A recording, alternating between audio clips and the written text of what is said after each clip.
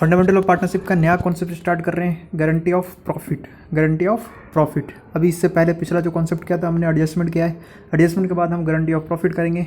Guarantee word जो आपने बहुत जगह सुना होगा, गारंटी गारंटी गारंटी।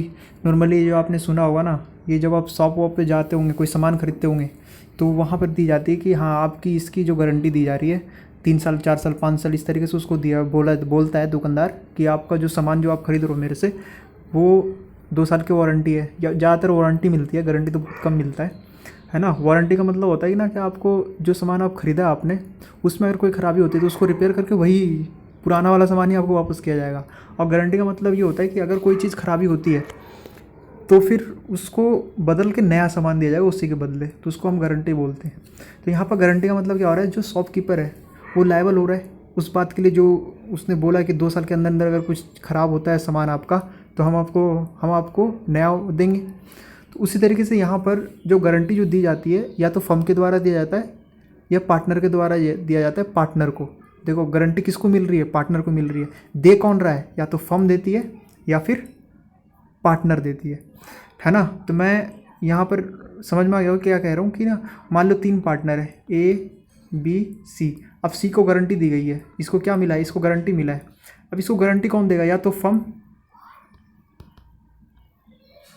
फर्म देगी इसको गारंटी, ठीक है, या फिर ये दोनों देंगे इसको गारंटी, या हो सकता है कि इनमें से कोई एक दे इसको गारंटी। तो मैं यहाँ पर यही कह रहा हूँ कि मान लो सी को गारंटी मिली है कि आपको इतना प्रॉफिट मिलेगा, फिक्स कर दिया, एक अमाउंट फिक्स कर दिया कि इतना अमाउंट आप तो प्रॉफिट, इतना अमाउंट तो आपको मिलेगा ही मिलेगा, ठीक है, इससे कम आपको प्रॉफिट नहीं होगा। ज़्यादा हो गया तो अच्छी बात है, ज़्यादा वाला ले जाओ, ठीक है, कोई दिक्कत नहीं, लेकिन कम इससे नहीं होने देंगे। ये कौन बोल रहा है कि कम नहीं होने देंगे, या तो फर्म बोलेगी या फिर ए और बी दोनों में से जो ए और बी दोनों बोलेंगे, या दोनों में से कोई एक भी बोल सकते हैं, है ना। तो समझ में आ गया कि गारंटी कौन देता है और कौन लेता है। कौन ले रहा है ये तो क्वेश्चन में लिखा हुआ रहेगा, और कौन दे रहा है ये भी क्वेश्चन में लिखा हुआ रहेगा, ठीक है। तो ज़्यादा दिक्कत वाली टेंशन वाली बात नहीं है इसमें कि कौन ले रहा है कौन दे रहा है। हम बस गारंटी का मतलब आपको ये समझना है कि यहाँ पर ना एक ये गारंटी जिस पार्टनर को दी जा रही है वो अब उससे कम उसको प्रॉफिट नहीं मिलेगा, उतना प्रॉफिट तो मिलेगा ही मिलेगा। गारंटी का मतलब ये हुआ एक, ठीक है।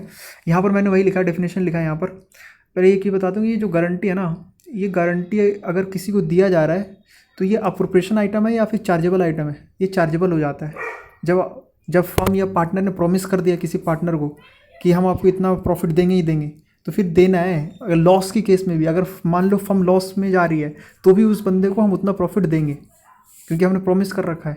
पार्टनरशिप डीड में ये लिखी गई है कि आपको इतना प्रॉफिट मिलेगा ही मिलेगा। जब एक बार पार्टनरशिप डीड में लिख दिया गया तो फिर वो चार्जेबल बन जाएगा, ठीक है। तो गारंटी ऑफ प्रॉफिट जो मिनिमम जो अमाउंट बोला गया उसको देने के लिए वो फिर चार्जेबल हो जाता है, ठीक है। तो ये ऑपरेशन नहीं है, ये क्या है, चार्जेबल है। लॉस के केस में भी जिसको गारंटी दिया है उसको उतना प्रॉफिट मिलेगा ही मिलेगा, ठीक है, इसलिए ये क्या है, चार्जेबल है। अब मैं ये गारंटी बता रहा हूँ, guarantee is an assurance given to the partner of the firm. Assure किया जा रहा है उसको कि भाई आपको इतना प्रॉफिट मिलेगा ही भी नहीं मिलेगा, है ना। जो पार्टनरशिप फर्म के जो पार्टनर हैं उनको दिया जाता है कि हाँ आपको इतना प्रॉफिट मिलेगा ही मिलेगा, है ना। ये दो यहाँ बता भी रहा है दैट एटलीस्ट फिक्स अमाउंट, एक अमाउंट फिक्स कर दिया जाता है ना। एक्चुअल शेयर ऑफ प्रॉफिट से मतलब नहीं है।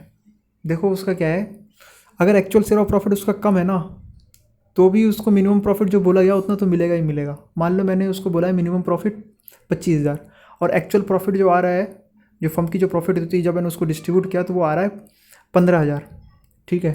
अब 10,000 और चाहिए, तो जिसने गारंटी दी है ना वो 10,000 देगा उसको, और उसको 25,000 हम देंगे ही देंगे, ठीक है। तो यही यहाँ पर बोला है, guarantee is an assurance given to the partner of the firm that at least a fixed amount shall be given to his her irrespective of his her actual share of profit of the firm. यही बोल रहा है, ये यहीं तक given जो ये word तो समझिए आ रहा होगा, fix amount shall be given. उसको एक फिक्स अमाउंट पार्टनरशिप डीड में लिख दिया जाता है कि आपको इतना अमाउंट, इतना प्रॉफिट शेयर तो मिलेगा मिलेगा, उसी को हम गारंटी बोलते हैं, ठीक। Actual share of profit is less than, मान लो एक्चुअल प्रॉफिट ऑफ शेयर कम है, तभी तो गारंटी का मतलब जो मैंने अभी एग्जांपल बताया ना आपको, कि मान लो मैंने उसको गारंटी दी है कि 25,000 दूंगा, एक्चुअल प्रॉफिट 15,000 आया, तो यहाँ पर एक्चुअल प्रॉफिट कम है, actual share of profit is less than granted amount, यानी 25,000 से कम है, एक्चुअल प्रॉफिट 15,000 है तो 25,000 से कम हुआ, तो in that case deficit amount जो 10,000 है, हमारा 10,000 डेफिसिट है, वो 10,000 जो है shall be borne by either by firm द्वारा बोर्न किया जाएगा या पार्टनर द्वारा। जिसने गारंटी दी होगी ना वो बोर्न करेगा, अगर फर्म ने दिया होगा तो फर्म बोर्न करेगी, और अगर पार्टनर ने दिया होगा गारंटी तो पार्टनर बोर्न करेगी, है ना। तो अलग अलग केस होते हैं। जो मैं यहाँ पे तुम्हें ये बता दूँ कि जो गारंटी दी जाती है या तो फर्म देती है या तो पार्टनर दिया जाता है। किसको दिया जाता है? ये रहा पार्टनर ऑफ फर्म, जो फर्म के पार्टनर होते हैं, यानी पार्टनर यार, जैसे ये मान लो ए बी सी 3 पार्टनर है, सी को गारंटी दी गई है, सी कौन है? पार्टनर, तो पार्टनर को गारंटी दी जाती है, ठीक है। देता कौन है? देता या तो फर्म है या फिर ये दोनों, या दोनों में से कोई एक, ये देते हैं इस तरीके से। समझ में आ रहा होगा ये, है ना, कि कौन देता है गारंटी, कौन लेता है गारंटी, और गारंटी का मतलब क्या होता है, चार्जेबल हो जाता है, और एक अमाउंट फिक्स कर दी जाती है कि इतना प्रॉफिट आपको मिलेगा ही मिलेगा, तो उतना प्रॉफिट देना पड़ता है ना, वही चार्जेबल आइटम है। लॉस के केस में भी उसको उतना प्रॉफिट देना है। अब मैं यहाँ पर बता रहा हूँ वही चीज़ यहाँ पर जो मैंने बोला ना कि लॉस के केस में भी द एक्चुअल शेयर, एक्चुअल वो तो ऊपर हो गया था, actual share in a profit is more then, मान लो एक्चुअल शेयर ज़्यादा हो गया, एक्चुअल शेयर ऑफ प्रॉफिट 35,000 हो गया, मिनिमम तो 25,000 ही था, अब 35,000 उसको 35,000 एक्चुअल शेयर ऑफ प्रॉफिट हो गया, तो फिर अच्छी बात है भाई, उसको हम क्या करते हैं, इन दोनों में से ना जो मिनिमम अमाउंट है वो और एक्चुअल प्रॉफिट है वो, इन दोनों में से जो या तो मिनिमम प्रॉफिट या एक्चुअल प्रॉफिट, इन दोनों में से जो हायर होता है वो हम उसको दे देते हैं, ठीक है। तो वो हम अमाउंट उसको देते हैं, वही यहाँ पर लिखा मैंने कि ना कि actual share in a profit is more than minimum guaranteed amount, तो then actual profit will be allowed to the partner. समझ में आ गया होगा। ये यहाँ पर एग्जांपल क्या है, मान लो एक्चुअल प्रॉफिट मेरा 35,000 है, ठीक है, और मैंने मिनिमम कितना गारंटेड अमाउंट किया था 25,000, तो इनमें से ज़्यादा 35,000 है ना, 35,000 उसको अलाउ करेंगे, वही यहाँ पर बोल रहे हैं। अब मैं आपको ना इससे रिलेटेड एक प्रैक्टिकल क्वेश्चन करवा देता हूँ तो आपको ज़्यादा क्लियर समझ में आएगा। एक एग्जांपल है, ये देखो एग्जांपल एक, इस एग्जांपल में क्या है कि 3 पार्टनर, एक्चुअली पहले से 2 थे, एक नया पार्टनर एडमिट होता है सी नाम का। देखो यहाँ पर क्या है, ए और बी 2 पार्टनर है, इनका रेशियो 3:2 था। एक नया पार्टनर आ रहा है सी 1/6 के लिए, तो नया रेशियो जाएगा 3:2:1, है ना, 1 के लिए 1/6 के लिए आ रहा है ना, तो 1 ही तो है ये ऊपर, 3:2:1 हो जाएगा इनका न्यू रेशियो। ये जो गारंटी दी जा रही है सी को दिया जा रहा है,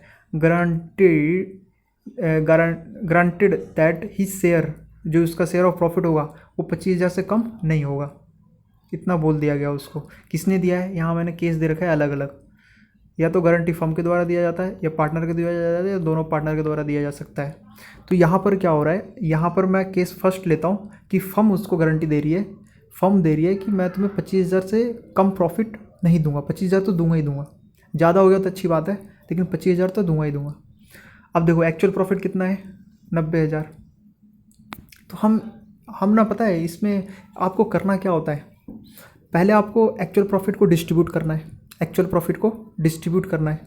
अब उसमें देखना है कि उसको जो हमने बोला था मिनिमम प्रॉफिट, वो उतना अर्निंग कर रहा है या नहीं कर रहा है। अगर नहीं कर रहा है तो फिर आपने प्रॉमिस किया है उसको 25,000 तक ले जाने तक, 25,000 तो करूँगा ही करूँगा, तो उसको फिर आपको 25,000 करना पड़ेगा। जैसे यहाँ पर देखो एक्चुअल प्रॉफिट 90,000 है, इस 90,000 को हमने प्रॉफिट शेयरिंग रेशियो, जो हमारा प्रॉफिट शेयरिंग रेशियो था 3:2:1, उसमें हमने डिस्ट्रीब्यूट किया, तो 45,000, 30,000, 15,000। समझ में आ रहा है। हमने उसको क्या किया, एक्चुअल प्रॉफिट को पहले डिस्ट्रीब्यूट किया, डिस्ट्रीब्यूट करके हम देख रहे हैं तो इसका ए का आ रहा है 45,000, बी का आ रहा है 23,000 और सी का आ रहा है 15,000। जबकि हमने क्या बोला था, फर्म ने क्या कहा था कि हम 25,000 से कम नहीं होने देंगे, 25,000 बोला था ना, लेकिन मिल कितना रहा उसको, 15,000 ही। भाई उसको देंगे तो 25,000 ही, क्योंकि पार्टनरशिप डीड में लिखा हुआ है, तो उसको 25,000 देना ही देना है। अब बताओ 25,000 करने के लिए और कितना पैसा चाहिए, इसको 25,000 चाहिए ना, कितनी की डेफिशिएंसीज है, इसको डेफिशिएंसीज बोलते हैं, कितना अमाउंट डेफिसिट है, कितना कम है 25,000 होने में, तो 10,000 चाहिए, और सी को कितना चाहिए, और 10,000 चाहिए। अब ये 10,000 कौन देंगी, फर्म का मतलब जो हमारे जो पार्टनर है ना, इसके सी के अलावा जो पार्टनर है ए और बी, वो बोर्न करेंगे, अपने रेशियो में, जो उनका रेशियो था 3:2, उस रेशियो में ये बॉन्ड करेंगे, यानी वो ला के देंगे सी को। ये ए अपने पास से देगा 6,000, बी अपने पास से देगा 4,000, है ना। समझ में आ गया होगा क्या हो रहा है यहाँ पर। तो यहाँ पर क्या हो रहा है, यहाँ पर फर्म ने बोला है कि आपको 25,000 प्रॉफिट देंगे ही देंगे, ठीक है। जब हमने एक्चुअल प्रॉफिट डिस्ट्रीब्यूट किया तो सी को 15,000 ही मिल रहा है, 10,000 और चाहिए। 10,000 जो है फर्म देगी। फर्म का मतलब जो पार्टनर बचे हुए हैं वो पार्टनर ही देते हैं उन अपने रेशियो में, जो उनका ओल्ड रेशियो है ना 3:2, उस रेशियो में ही देते हैं। तो ये पता चल गया ये इतना देगा, ए देगा 6,000, बी देगा 4,000, टोटल हो गया सी को 10,000। तो हम जब profit and loss operation account बनाते हैं ना, तो हम क्या करते हैं, जो दे रहा है उसमें से माइनस कर देंगे। 45,000 में से हम 6,000 माइनस कर देंगे और 30,000 में से हम 4,000 माइनस कर देंगे और इसमें ऐड कर देंगे 10,000। देखो मैं profit and loss operation account दिखा देता हूँ आपको कैसे बनता है profit and loss operation account. Case A के लिए जो profit and loss operation account जो बन रहा है, वो profit and loss operation account आपको सबको फॉर्मेट पता है कैसा होता है ना। फॉर्मेट वही डेबिट क्रेडिट टी शेप में बनाना है। ये देख लो आप एक बार, ये है।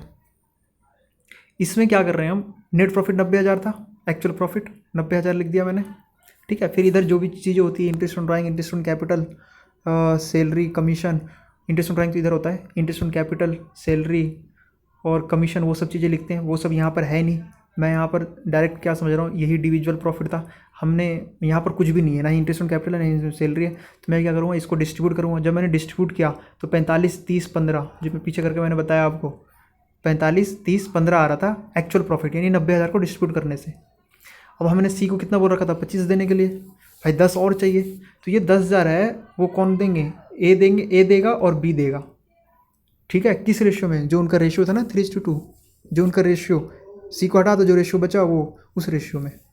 तो इस रेशियो में ए और बी देंगे, यानी इसमें से माइनस करेंगे। जब 45 में से 6,000 माइनस करेंगे तो यहाँ पर 41,000 आएगा। फिर हम जब मैं इसमें से ये कितना था, 30 था ना, 30 में से 4,000 माइनस करेंगे तो 26,000 आएगा। फिर 15,000 और 10,000 को जोड़ेंगे तो 25,000।